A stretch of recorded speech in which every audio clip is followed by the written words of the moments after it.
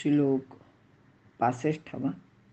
मन्मना भव मद्भक्तो मद्याजी मा नमस्कुरु मामे वैश्यसि सत्यन्ते प्रतिजाने प्रियोसी मे. अर्थ, माझ्या ठाई मन ठेव म्हणजेच मच्चित्त हो, भक्तसुद्धा माझाच हो, माझीच उपासना कर आणि नमस्कारही मलाच कर. मलाच म्हणजे अर्थातच इथे भगवंताला, परमेश्वराला. म्हणजे तू मला म्हणजेच परमेश्वराला येऊन मिळशील हे सत्य मी तुला अगदी प्रतिज्ञेवर सांगत आहे, कारण तू माझा अत्यंत लाडका असा भक्त आहेस. असे श्रीकृष्ण पुन्हा एकदा अर्जुनाला सांगत आहेत. विवरण पाहूया. येथे धर्म या शब्दातच धर्म अधर्म, कृत अकृत इत्यादी सर्व गोष्टी टाकून देऊन त्या पलीकडचे जे परब्रह्म आहे ते अर्जुनाने ओळखायला हवे. ते परब्रह्म म्हणजेच भगवान श्रीकृष्ण आहेत हे सुद्धा त्यांनी ओळखायला हवे. म्हणूनच ते म्हणतात की त्या निर्गुण परब्रह्माला तू शरण जा. गीतेला निर्गुण परब्रह्म मान्य असून ते परमेश्वराचे श्रेष्ठ असे सर्वश्रेष्ठ असे रूप आहे असे सांगितले आहे. तथापि सगुण भक्ती सोपी व सुलभ आहे. म्हणूनच भगवान श्रीकृष्ण स्वतःच्या व्यक्त रूपाला उद्देशून बोलत आहेत. सर्व धर्मान म्हणजे अहिंसा धर्म, सत्य धर्म, सेवा धर्म, मातृ पितृ गुरु इत्यादी सेवा धर्म, यज्ञ याग इत्यादी कर्म, दान धर्म, संन्यास इत्यादी जे परमेश्वर प्राप्तीचे मार्ग आतापर्यंत सांगितले आहेत ते सर्व यामध्ये अभिप्रेत आहेत.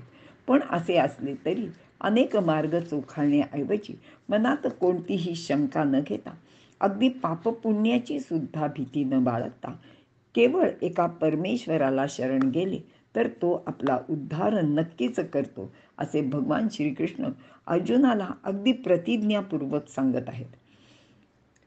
यासच कर्मयोग असे म्हणतात आणि गीतेचे हेच सार आहे.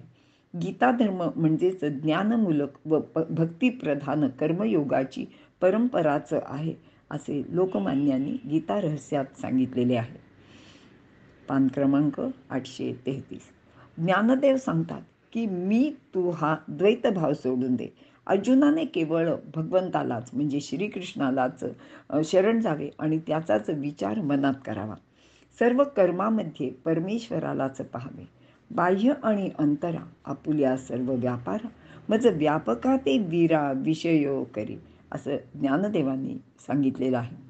मग ते कानाने ऐकणे असो का तोंडाने बोलणे असो, हातांची क्रिया किंवा पायांचे चालणे, या सर्व गोष्टीत एकच उद्दिष्ट हवे, ते हे की सर्व परमेश्वरासाठीच मी करत आहे. मी कोणावर उपकार केला तरी तो सुद्धा परमेश्वरासाठीच केला आहे असे समजावे.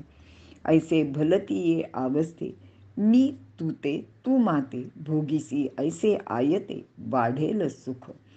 भगवंताच्या या बोलण्यावर अर्जुनाने कोणतीच शंका मनात बाळगण्याचे कारण नाही, कारण भगवान श्रीकृष्ण हे त्याला शपथ घेऊन अगदी प्रतिज्ञेवर सांगत आहेत. शास्त्रात भगवंत प्राप्तीचे अनेक मार्ग सुद्धा सांगितलेले आहेत. मात्र श्रीकृष्णाला हे भिन्न भिन्न मार्ग पाहून असे वाटले की यामुळेच भक्ताचे मनात गोंधळ निर्माण होतो. यातील नेमका कोणता मार्ग अनुसरावा हे त्यांना कळत नाही.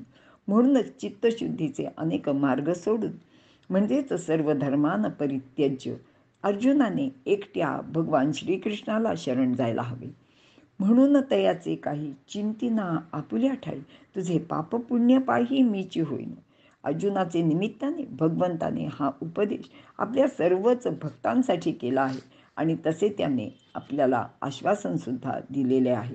अर्थात हे आश्वासन सर्वांच्याच साठी आहे. संत तुकाराम महाराज म्हणतात, अशीच प्रार्थना त्यांनी देवाजवळ केलेली आहे.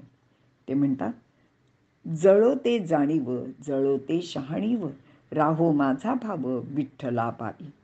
नको तो आचार नको तो विचार राहो मन स्थिर विठ्ठला पायी. सर्व धर्म निरसून देवापाशी हे अखेरचे मागणे तुकोबा मागतात. ही प्रार्थनेची सीमा झाली असे लोकमान्य टिळकांनी गीता रहस्यात उल्लेख केलेला आहे. इथे आपण थांबूया.